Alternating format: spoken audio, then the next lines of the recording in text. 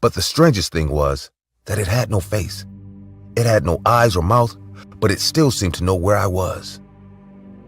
The monster kept walking in my direction. It didn't hesitate.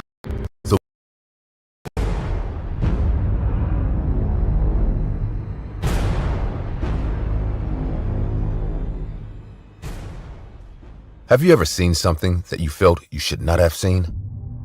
Were you in the wrong place at the wrong time and felt you were the victim of something much bigger than yourself? That day, I had argued with my wife, and in an impulse act of anger, I walked down to the beach. But not the beach you know, full of people and voices of joy, but to the most deserted part of the beach. The part that was covered by huge caves that were not family friendly because children can get hurt. It was only 8 o'clock in the morning, and the day was quite cold and cloudy. Definitely not a day for the beach, but I didn't care. I put my feet on the sand and felt a little drizzle falling on me. I stood against a huge rock, where a small roof was formed to protect me from the rain, and watched as the small droplets hit the sea. I sat down and relaxed, stared at the immense sea in front of me. I relaxed and closed my eyes. I was still very sleepy. I just wanted to sleep a little more. When I woke up, I heard the rain falling on the beach. I could see the tide rising and my feet getting wet, but that was not what caught my attention. Surprised, I witnessed a person coming out of the sea and walking towards me. That person was not on the beach. He was not in the grottos or on the shore. That person was coming from the bottom of the sea. He had started as a lump coming out of the sea, but as he came ashore, his body became more and more noticeable. Regardless of the waves hitting him, his pace was steady and precise. He was getting closer and closer to me.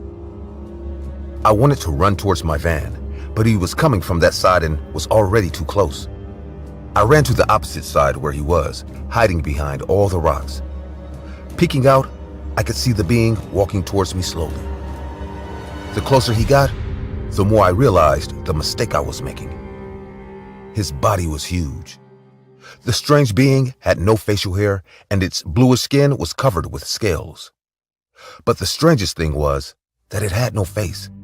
It had no eyes or mouth, but it still seemed to know where I was. The monster kept walking in my direction. It didn't hesitate or look for me. It knew perfectly where I was and was about to catch up with me.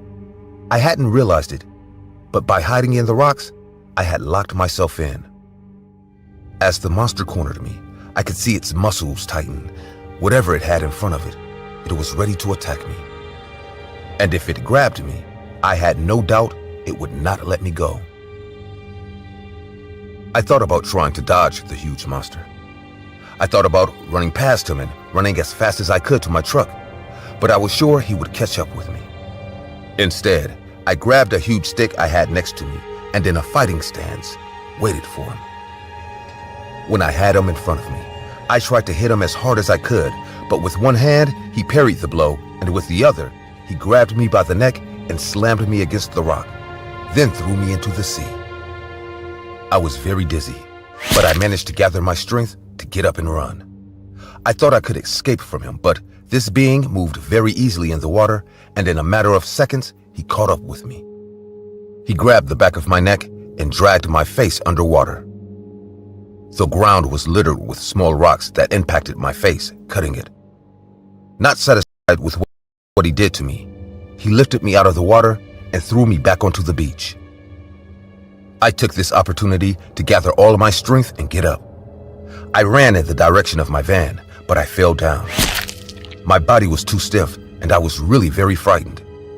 As I stood up, I turned around to see how far I was from the terrifying monster, and to my surprise, it was right next to me. Almost effortlessly, the monster lifted me up by my hair and in midair gave me a punch in the face that sent me flying several meters backward. For a few minutes, I forgot about the monster, my family, everything. All I could think about was the intense and insufferable pain that ran through my body. My nose was broken and my face cramped. I made every effort to get up and keep running.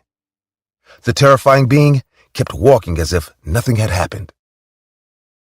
I made it to the van And as soon as I got in, I realized how close the being was. He was no longer walking. He was running.